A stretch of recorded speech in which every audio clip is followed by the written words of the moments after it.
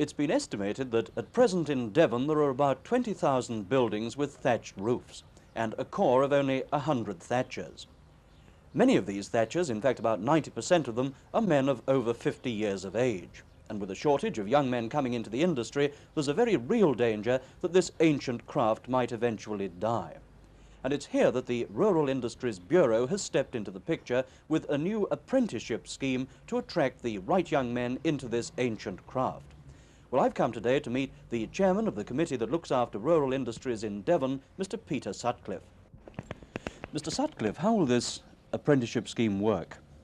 Well, anybody who's interested in becoming an apprentice should apply to one of the two rural industries organisers in Devon. It will be found at the County Hall, and they will try to marry up the applicant with a master thatcher in the county. Presumably there'll have to be a strict limit on the intake. There will, yes. It's partly conditioned by the amount of money we have available from the Rural Industries Bureau, and partly the difficulty of finding master thatchers who are willing to take apprentices.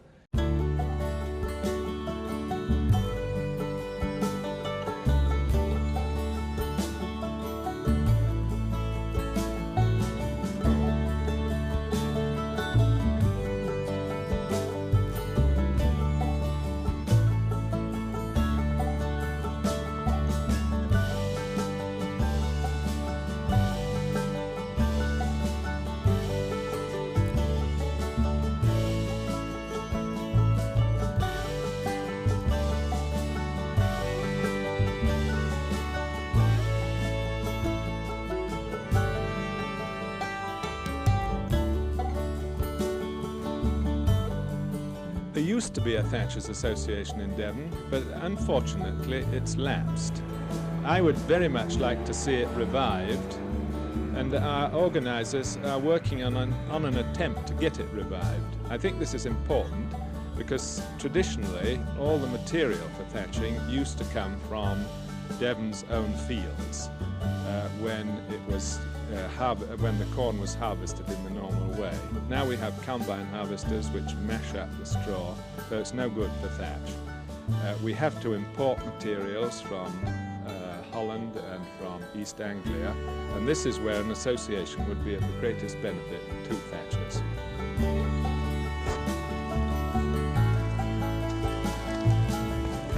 Excuse me, Mr. Emmett, could I have a word with you, please?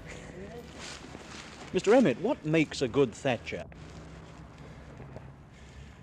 Well, that's hard to say. What things do you have to know? Well, the knowledge of roofs, to how to tackle each job separately. Every roof you've got to be tackled differently, you see. Is it sufficient just to be a thatcher, or do you have to know other jobs as well? Oh yes, you got to be part carpenter, part plumber, part mason, or dressing lead round chimneys or fets round chimneys, or if you got to re-timber a roof where something broke. So you have to be a jack of all trades? Oh yes. How did you come into the thatching business yourself? Well, the only son and handed down from third generation. Just had to do as I was told, no choice.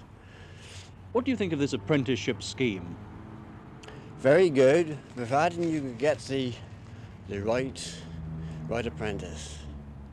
And if you could selecting yourself, to make a lot of difference. If a lad does take to this work and can put up with the difficult weather conditions, is there a good future in it? Well, I think so. Yes, I think so. Thank you very much.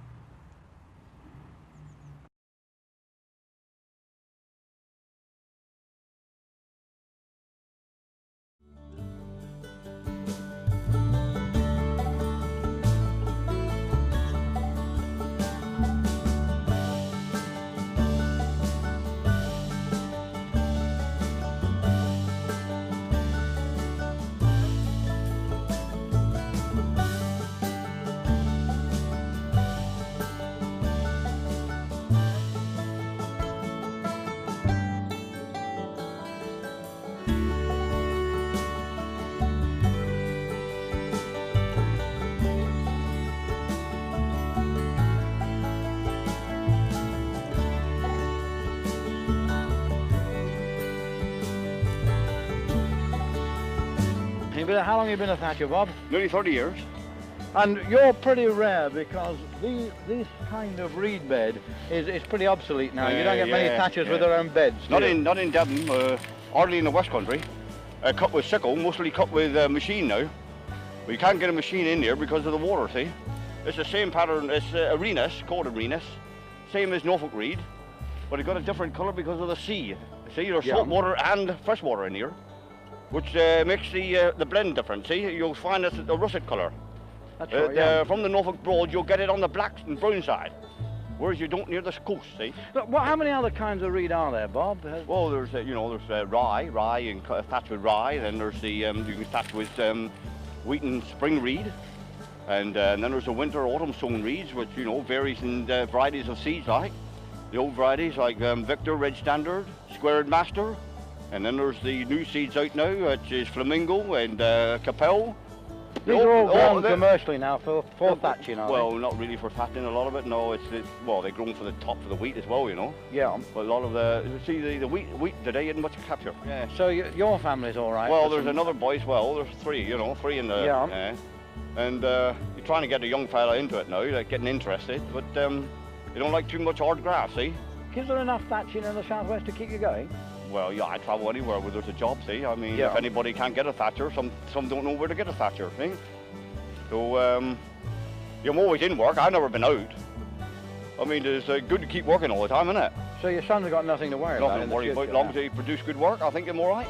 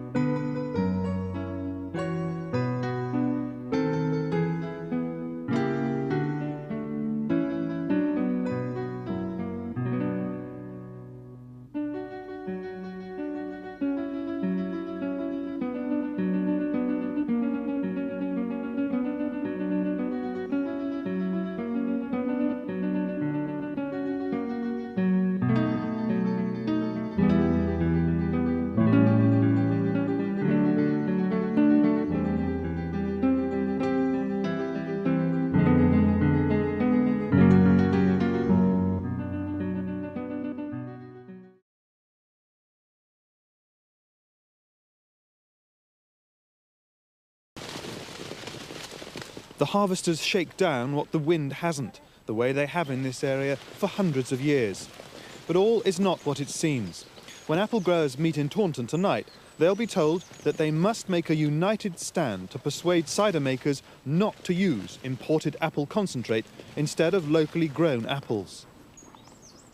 What we've done in the past, we tend to have met the cider manufacturers individually, and they have said to us, well, we'd like to do it, but we can't because our competitors won't do the same and they'll undercut us by using cheaper imported apple concentrate. So what we need to do is to get the whole industry together, on our side all the growers together, on their side all the manufacturers together, and see if we can get something worked out. Cider apple growers haven't had the confidence to go ahead and plant orchards because they're not sure from year to year whether there'll be a market for the apples which they're producing. Turn it the other way around and say local apples aren't available, we've got no option.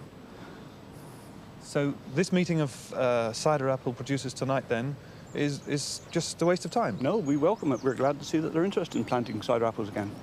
So you're saying news. that anyone out there who might be thinking of planting up an orchard to your requirements, please do it, we'll buy. If he has the right land and the right know-how, and we have the right varieties for him, we may well consider him for planting. You may well. I mean, Yes. you can't set up a new venture on the strength of may well, can It's you? a very specialist job. It's not suitable to everyone. If you've been in dairy farming, a switch to fruit farming is not an easy thing overnight. Some growers find themselves with a foot in each camp. They're part of a shrinking business supplying a growing thirst for cider, and so they're well placed to see what needs to be done. I would hope, first of all, to shake up the farmers in much the same way as the girls are shaking the trees this evening, so that they do really understand what the facts of the industry are, because it's very difficult for farmers in their small farms dotted around the country to know the overall picture.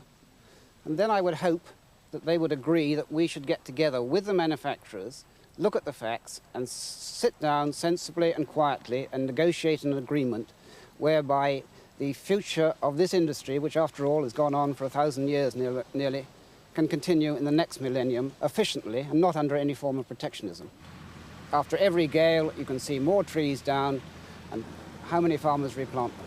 Rarely, if ever. So gradually, the orchards of Devon and Somerset, the old traditional orchards of Devon and Somerset, are disappearing.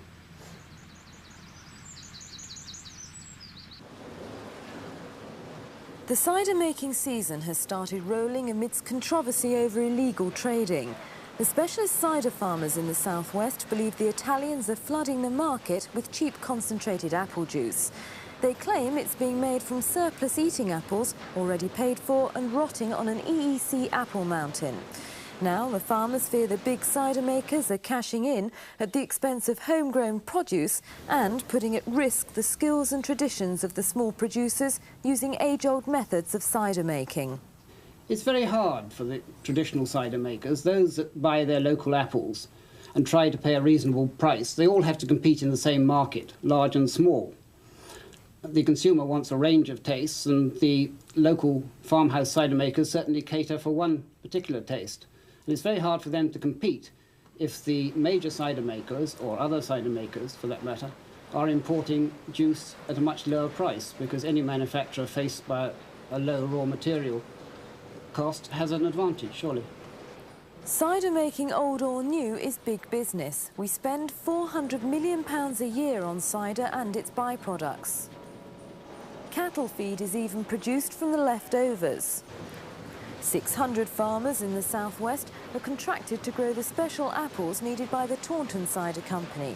When harvests are low, the tonnage is supplemented with apple juice from France. The company dismisses claims that Italian juice is also being used. I wish they'd get their facts right. You can't actually do that. The EC regulations forbid it. You're in a situation where you've got an apple mountain, you've got surplus fruit requirements, and we're talking about eating apples, not cider fruit to start with. And in that case, where you've got a surplus and it's called intervention fruit, you would actually have to sell that at market prices. So selling at market prices means that from our point of view, it's far too expensive to buy anyway. But what the farmers are actually saying is they are doing it illegally, and that's what they're having investigated. They've got to police their own industry, haven't they? If that's the case, we know nothing about it. That's something they've got to sort out with the EEC within the agricultural system, nothing to do with us. That's exactly what the farmers are doing, but they want more. A pledge from the big cider makers not to use cut-price imports and not to tamper with traditions.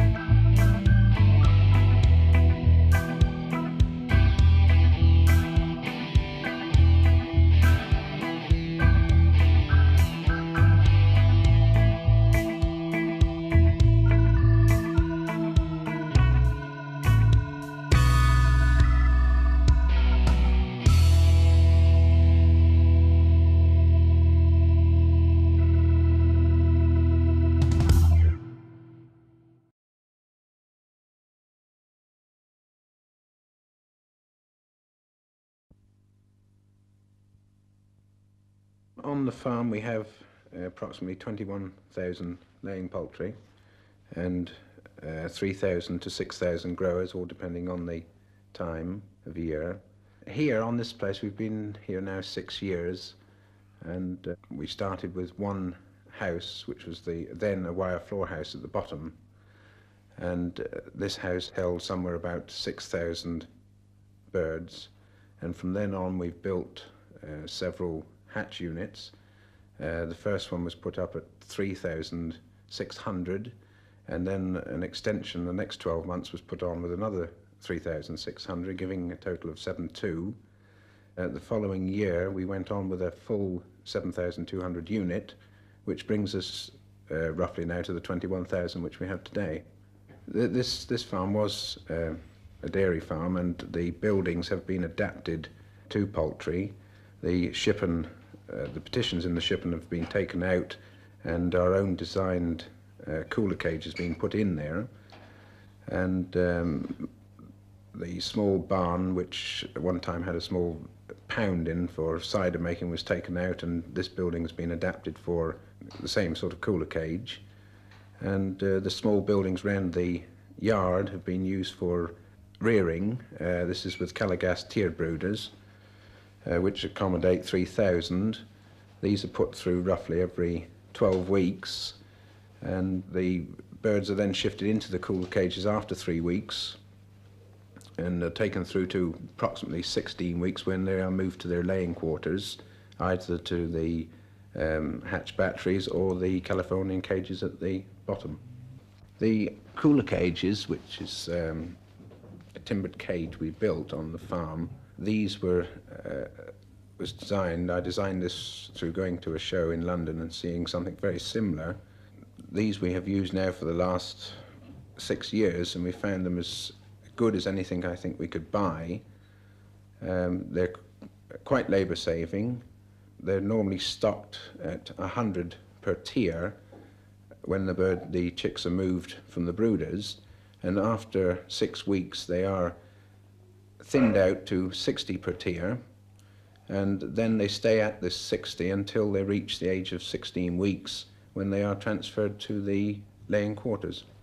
The cleaning is done of the cooler cage by an ordinary shovel, scraper, and this is done manually. The droppings are reasonably dry and are put into a normal Howard spreader, which is taken out onto the farm or neighbouring fields and spread in the normal fashion.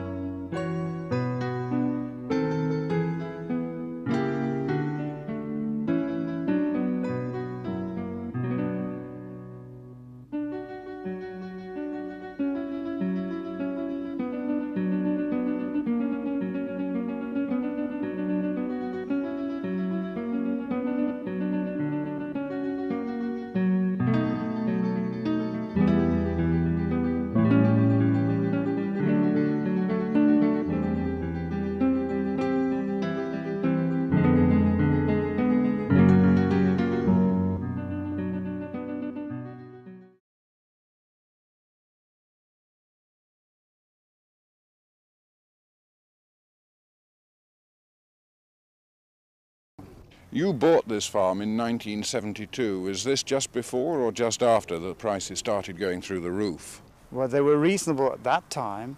I paid 14.5 for 60 acres of, well, rather wet ground like this, but in about 6 months later they were going to cost me 30 odd.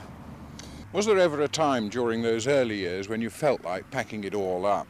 Well, there was only one time when one would have really thought about packing it in. I went to Taunton Market about 2 months after I came to the farm here and bought 6 cows.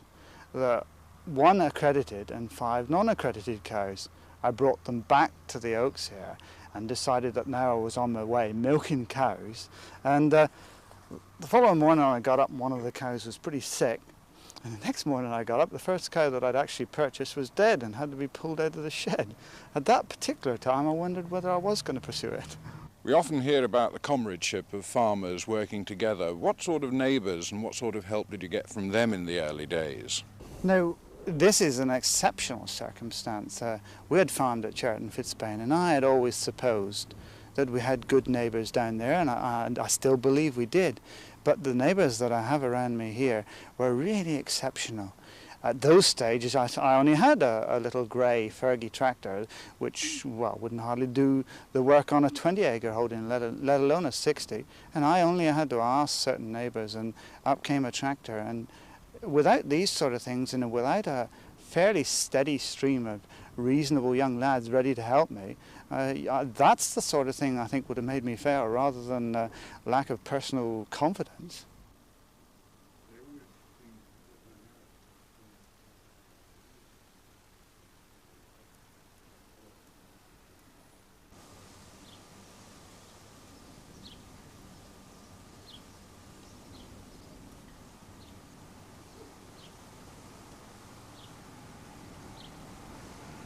Every year, it seems, we're told that it's never been harder for young people to make that break on their own into farming. What's your own feelings about this? There must be the opportunities, but of course I believe today that you certainly would need 30,000 and that you would probably need a part-time job for certainly 2 years and maybe even a caravan dwelling.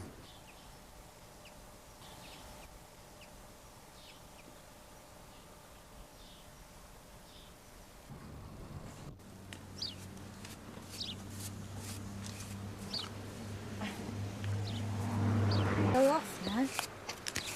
No, go on, stand there. Come here. Come